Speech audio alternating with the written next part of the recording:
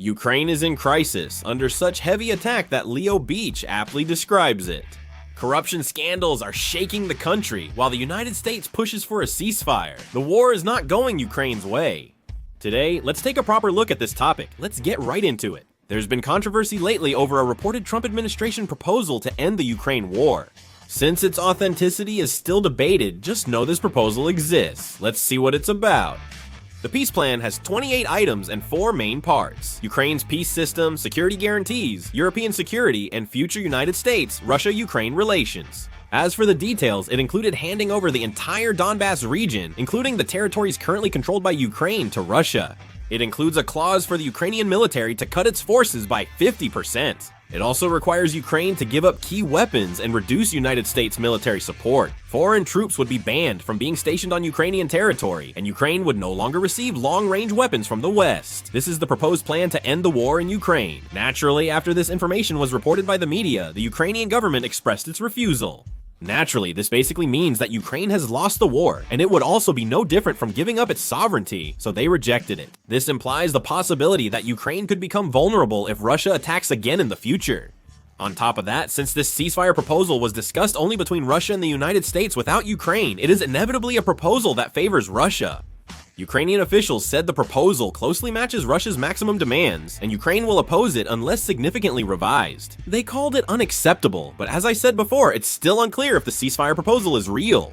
On November 20th, Army Secretary Dane Durasokil will lead a military delegation to Kyiv to discuss ending the war. The discussions will reveal if the ceasefire proposal is genuine. Fierce battles persist in the Ukraine war as Russia continues airstrikes and bombings across eastern and western Ukraine.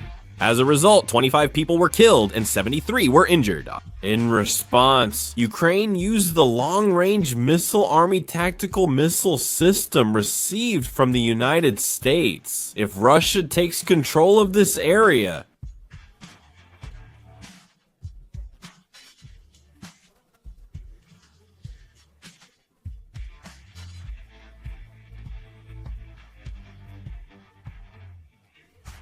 they will be one step closer to their goal of taking control of the entire Donbass region, which includes Donetsk and Luhansk in eastern Ukraine. Pokrovsk is a key stronghold and supply base for materials across Donetsk. Continued shelling and airstrikes have turned Pokrovsk into ruins, eliminating its strategic value. If either side seized Pokrovsk now, it would gain a bridgehead, so both have fought over it for more than a year.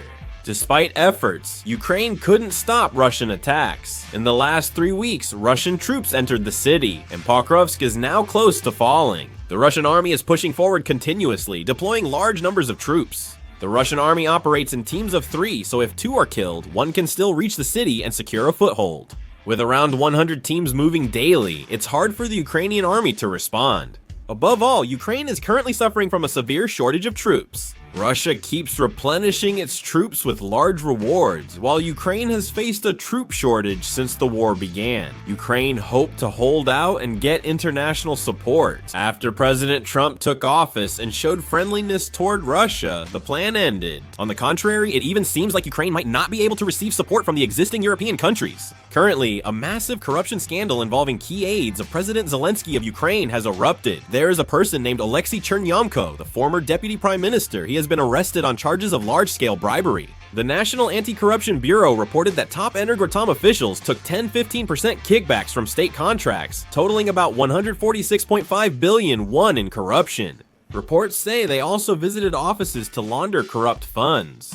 The issue is President Zelensky didn't publicly reprimand key aides accused of embezzling millions during wartime, or clarify his own lack of involvement in corruption, causing strong backlash. The Ukrainian opposition is currently calling for his resignation. Ruling party lawmakers' prior efforts to pass a bill weakening anti-corruption agencies' independence are also raising suspicions. Even Poland is doing so. They've expressed the view that it's difficult to continue providing support unless Ukraine solves its chronic corruption problems, so Ukraine is truly facing a major crisis. Ukraine's ongoing corruption issues have come back to haunt it. Because of this, unless Ukraine actively addresses its corruption problem, there's a possibility that it will no longer receive support and could be pushed back by Russia, facing the risk of defeat. We should also take a look at the situation on other fronts. The Russian military has begun using new offensive tactics on the Siversk, Sloviansk, and Lyman fronts, aiming to pressure Ukraine's key eastern defensive lines from the east and northeast. This new tactic blends extended airstrikes, tactical blockades, small unit infiltrations, and multiple small assault teams. It was first tested in the recent battle for Pokrovsk. Open source intelligence sources on November 18 confirmed Limitation Brigade forces have infiltrated south and east of Seversk, but the front line and territorial control stayed the same. Russian military analysts believe this infiltration may aim to repeat the Pokrovsk battle in Seversk. The Russian Ministry of Defense claimed they captured northwest of Seversk using deception and first-person view drone strikes, stating this would let them cut off the T-0513 Lyman-Seversk road. However, there is no video evidence to support this, and the Ukrainian side has stated that they have already blocked access to the road.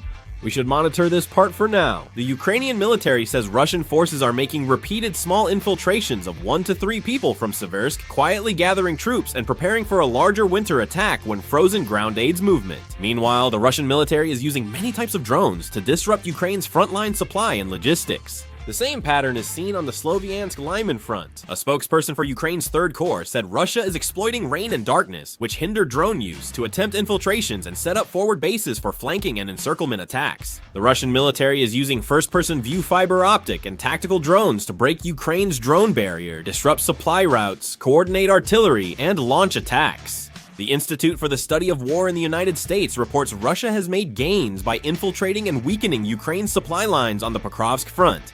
The Russian military is now using this successful model on other fronts, focusing on directly pressuring Ukraine's main defenses at Seversk, Sloviansk, and Lyman. However, since the tactic has already been exposed once, it is uncertain whether repeating the same tactic will lead to success. And in order to expand and apply this to the entire front line, a lot of troops and time are needed, so it is uncertain whether this strategy can be carried out to the end. The growing isolation of Ukraine is evident both on the battlefield and in the shifting Western political landscape. First, looking at the situation inside the United States after President Trump took office, the strategy for Beirut has not been properly organized. President Trump is moving in a direction that pressures support for Ukraine, emphasizing cost reduction and America First policies. Depending on the situation, sometimes they support Ukraine and sometimes they don't. This situation is a heavy burden from Ukraine's perspective, as they need to buy time on the front lines. The situation in Europe is even worse. Poland is modifying its support for Ukraine because of internal dissatisfaction and security concerns. Poland was a frontline supporter at the beginning of the war, but now it is reducing the supply of ammunition and weapons and strengthening a self-priority strategy. In Hungary, they openly oppose supporting Ukraine and slow down European Union security decisions. As financial strain and fatigue grow in the European Union, pushing for tougher sanctions on Russia or more military support is increasingly hard. Germany is cautious amid political instability, while France pushes for a Europe-only strategy, signaling strained United States cooperation. This trend shows the West's united front, crucial for Ukraine, is weakening, and Russia is exploiting this. Seeing divisions in the West, Russia is ramping up frontline pressure and showing more political confidence, moving to a stronger long-term strategy. In the end, the moment support wavers and diplomatic backing decreases, Ukraine's ability to sustain the war itself will inevitably weaken.